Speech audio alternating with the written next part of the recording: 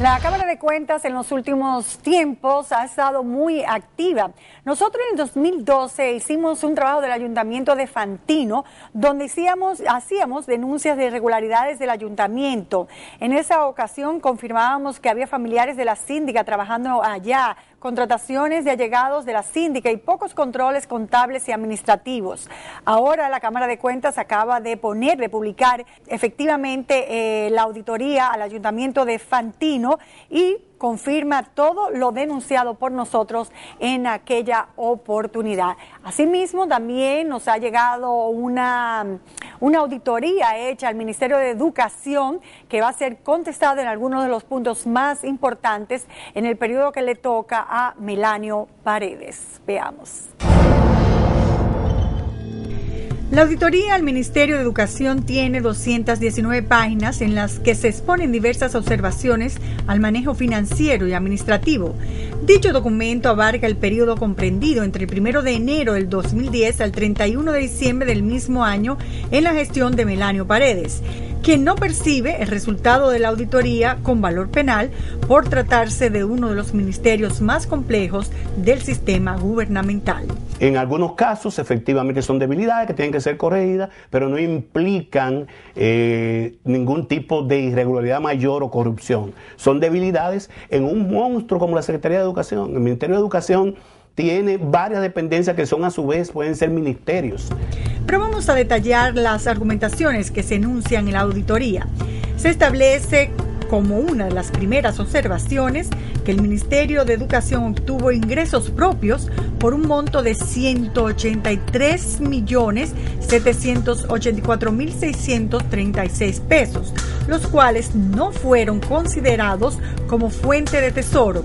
Este hecho es irregular según la Ley Orgánica del Presupuesto, que en el artículo 24 establece que todos los ingresos corrientes y de capital, donaciones y desembolsos de préstamos en efectivo o de valores percibidos deben ser depositados en la Tesorería Nacional y para su utilización requerirán de la correspondiente aprobación presupuestaria.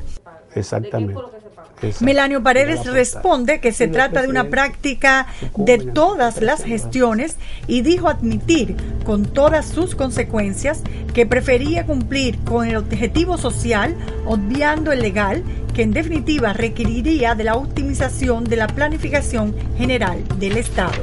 Pero en la auditoría en ningún momento se establece cuál fue el gasto social donde se invirtieron esos 183.784.000 pesos.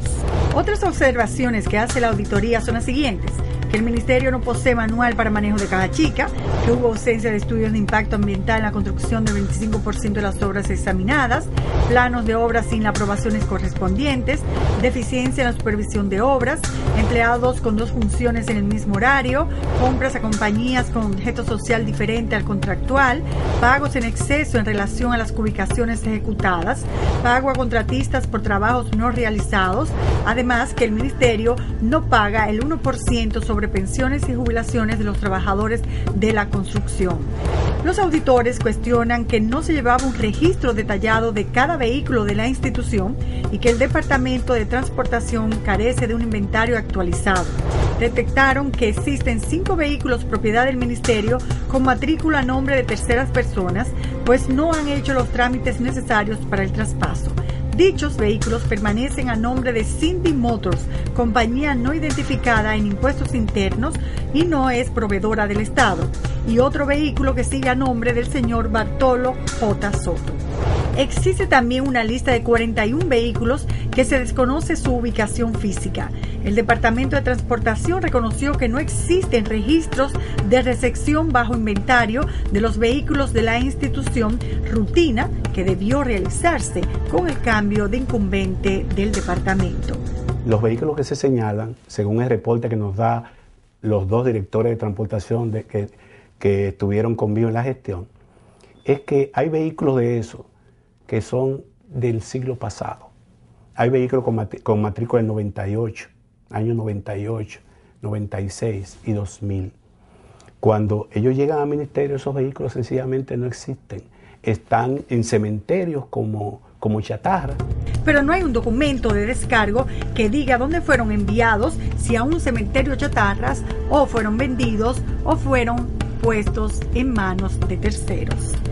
En la auditoría se señala que hay vehículos con matrículas de 88 al 2006 y que, según manifestó el exministro Melanio Paredes, de los 43 vehículos señalados como desaparecidos, existen 10 que fueron verificados físicamente. No obstante, los auditores dicen que solo suministraron la evidencia de 2 vehículos que fueron sustraídos, de los cuales solo uno tiene un acta de denuncia emitida por la Policía Nacional, disminuyendo a 41 vehículos los no ubicados por la institución. De una intención dañosa o... El exministro explica que es una situación cíclica que ellos encontraron en la institución y que persistirá si no se hace el descargo correspondiente. Lo que procedía era, no en mi gestión, que cuando esos vehículos se convirtieron en chatarra, se hiciera un descargo en bienes nacionales. Y nos quitábamos el problema de tener como activos bienes que sencillamente o son inservibles o no existen. Otra observación que se hace en la auditoría es que en 2010 existía en el Ministerio de Educación una cuenta por cobrar a contratistas por un monto de 797 millones de pesos sin que se evidencie una gestión de cobro adecuada. Es muy difícil que en un estado de precariedad como el que manejamos, pagábamos nosotros más de lo... Al contrario, los contratistas en nuestra gestión se endeudaban porque se le pagaba 8, 9, hasta un año después. Sin embargo, la respuesta que se dio a los auditores en ese momento es que se hizo una negociación con los contratistas en las que se les pagaba por el Banco de Reservas, y estos pagos se hicieron sin las deducciones correspondientes como el CODIA, ITEVIS y gastos de inspección, por lo que los contratistas debían devolver ese dinero que se fue acumulando y convirtiéndose en una deuda por cobrar de la institución, que estaba pagando de más al no realizarse estas deducciones. Otro punto reseñado en la auditoría es que el Ministerio no remitió a la Dirección de Impuestos Internos por concepto de retención de impuestos la suma de 215.751.000 pesos. Estas retenciones eran por concepto de impuestos sobre la renta a empleados, alquileres, honorarios, compras, proveedores, ITEVIS, etcétera, etcétera. Porque no había de dónde. El ministerio hacía esas retenciones pero no tenía con qué pagar. Naturalmente es una inobservancia y lo que debiera hacerse un acuerdo de pago con DGI. Práctica que, según establece Paredes, sigue todavía y aumentando la deuda con el Estado. La auditoría establece pagos realizados con fondos de otros programas que hemos venido diciendo en varios reportajes realizados. En violación a la ley de presupuesto, la auditoría refiere que se hicieron pagos por un monto de 66 millones de pesos para el programa de compras de alimentos y nutrición escolar, utilizándose los fondos del Servicio Pedagógico, Educación Inicial, Básica y Adultos. La respuesta que dio Paredes a los auditores es que estos cambios se hicieron bajo modificaciones autorizadas por la Dirección General de Presupuesto, pero estas modificaciones deben hacerse, establece la auditoría, ante el Congreso, si no, claramente se viola la ley de presupuesto. En la auditoría se plantea además que el Ministerio de Educación realizó pagos a proveedores no inscritos en el Registro Nacional de Proveedores del Estado, haciéndose pagos que alcanzan la cifra de 440.511.000 pesos, correspondientes a compras de mobiliarios escolares, libros de texto, alimentos, bebidas, y además se detectó compras a proveedores no autorizados por condiciones establecidas en la Ley 340-06, es decir, por tratarse de un funcionario a quien se le prohíbe ser proveedor del Estado, como es el caso del diputado Marino Collante, a quien le pagaron 23.645.000 pesos por proveer desayuno escolar a través de Candy Panadería. Esas compras a esa persona se le hicieron en el pasado y se siguen haciendo. Lo que habría que establecerse en ese momento, que se hacía el señalamiento, era el correctivo. El exministro dice que no pudo corregir este y otros puntos, pues fueron detectados 8 meses después de él haber salido del cargo. Encontramos una relación de cuentas por pagar de octubre del 2012 del Ministerio de Educación, donde se reportan pagos a nombre de Collante y o su panadería, lo que significa que después de la auditoría las negociaciones siguieron en pie. Recordemos que en 2013 realizamos un reportaje de los proveedores de los comedores económicos y Collante tenía deudas por cobrar por esa misma repostería ascendiente a 10 millones de pesos. Otro señalamiento es que se hicieron adendos a contratos con montos que exceden el 25% permitido por la ley. El ministro respondió a este punto que todos los expedientes eran auditados por la Contraloría General, pero los auditores refutaron estableciendo que no se justifica la desestimación que piden por este punto porque el valor permitido para los adendos es del 25%. También se auditó la calidad del desayuno escolar y el documento hace notar que había carencia de nutrientes en el desayuno que llegaba a los estudiantes. Revisaron 50 reportes de análisis físico-químicos realizados por los técnicos del ministerio a panaderías que suplen el pan y el bizcocho y los mismos no cumplieron con los nutrientes establecidos en los estándares. 12 panaderías cuyas proteínas estaban por debajo de los estándares. 22 panaderías cuyos panes tenían grasas por debajo de lo exigido y 8 con energía por debajo de los estándares. Además, se detectó 135 panaderías que no cuentan con la higiene requerida por el programa de alimentación. Se encontraron excremento de ratas, basura en el entorno, personal trabajando con pantalones cortos, franelas sin mangas, pechos descubiertos. Muchas de las panaderías no tenían baños, algunas tenían letrinas y las que tenían baños no poseían papel higiénico, agua, detergente y toallas. Nosotros, como programa, en el 2008 y 2009 habíamos denunciado esto. El ministro nos refiere que de igual manera también se empeñaron en corregir estos problemas porque los habían detectado desde antes. Nosotros buscamos seguridad del Estado, no detectaba el problema. Y tuvimos que ir a Naciones Unidas, a sus agencias, para que nos ayudaran a establecer mediciones de calidad en diferentes puntos del país, y de aquella asistencia de la OPS y la OMS surgió un acuerdo que aún está vigente y fue que se aplicó posterior a mi salida. Hay otros puntos que cuestiona la auditoría. Se trata de 160 personas que no asistían a su puesto de trabajo, representando un monto anual de más de 28 millones de pesos. Y 26 empleados con parentesco familiar representando unos 11 millones de pesos.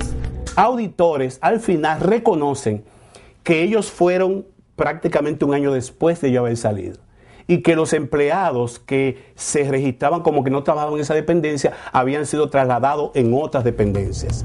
Los auditores piden al ministerio, después de la explicación del ministro, que la institución en su momento tenía que generar una acción personal señalando el traslado de manera adecuada y oportuna. En cuanto a los familiares, el ministro establece que en su gestión no hubo ni un solo familiar de él.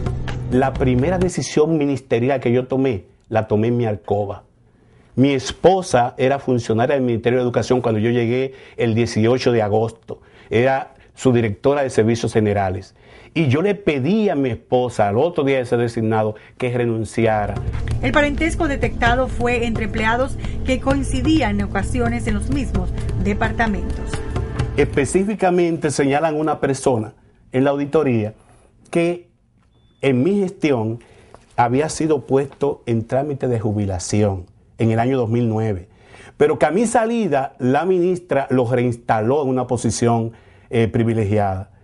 Y es posible que esa persona, prevaliéndose esa función, colocara en diferentes dependencias a familiares suyos. Otro cuestionamiento es que el ministerio contrató a una consultora internacional para realizar un manual pedagógico de recursos tecnológicos y llegó a pagar 568,000 pesos, pero que no se evidenciaba la existencia del manual.